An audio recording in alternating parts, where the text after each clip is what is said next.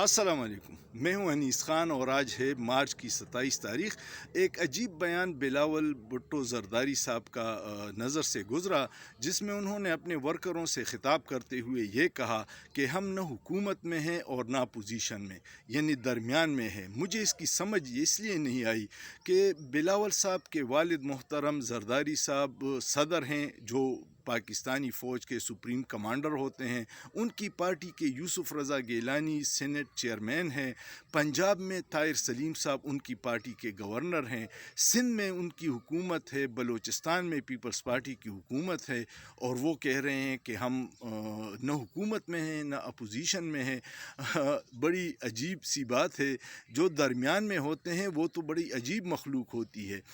یہ چاہتے ہیں کہ ملبہ سارا حکومت پہ رہے اور سہولت کاری ساری یہ کرتے ہیں۔ پیکا قانون کے لیے باغ دوڑ کون کر رہا تھا؟ بلاول۔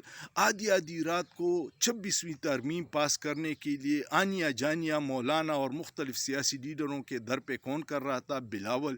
آپ اس سسٹم کے بینیفیشری ہیں۔ یہ جو فرسودہ نظام اس وقت مسلط ہے وہ پیپلز پارٹی کی پوری سہولت کاری سے عوام پہ مسلط ہے، تو وہ بری الذمہ نہیں ہے۔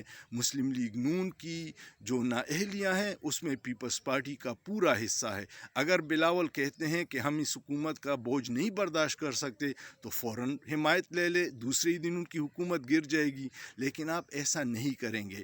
یہ نہیں ہو سکتا کہ میٹھا میٹھا ہپ ہپ اور کڑوا کڑوا تو یہ اب نہیں چلے گا۔ عوام کو اب شعور آ گیا ہے کہ آپ سارے اندر ملے ہوئے ہیں عوام کے خلاف ان جرائم میں۔ اور مصدق ملک نے اسمبلی میں کہا کہ پیپلز پارٹی بڑا دعویٰ کر رہی ہے کہ سندھ کی نہروں پہ عوام کو آنکھوں میں دھول جھونک رہی ہے۔ وہ آج ہی اسمبلی سے صوبائی اسمبلی سے قرارداد پاس کرے کہ ہم نہیں کریں گے، یہ معاملہ رک جائے گا۔ صدر زرداری نے تو اس پہ ایگری کیا تھا مفاداتی کونسل میں، تو اب وہ عوام کو بے وقوف بنانے کے لیے یہ کہہ رہے ہیں کہ ہم سندھ سے نہریں نکالنے کے خلاف ہے۔ ایسا نہیں ہو سکتا۔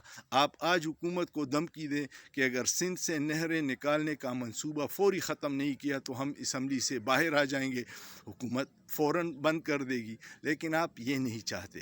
آپ طاقتور لوگوں کو خوش بھی کرنا چاہتے ہیں اور عوام کے ساتھ دھوکہ بھی کرنا چاہتے ہیں، جو اب نہیں چلے گا۔ آپ کا کیا خیال ہے؟ سوچئے، سوچنا جرم نہیں ہے۔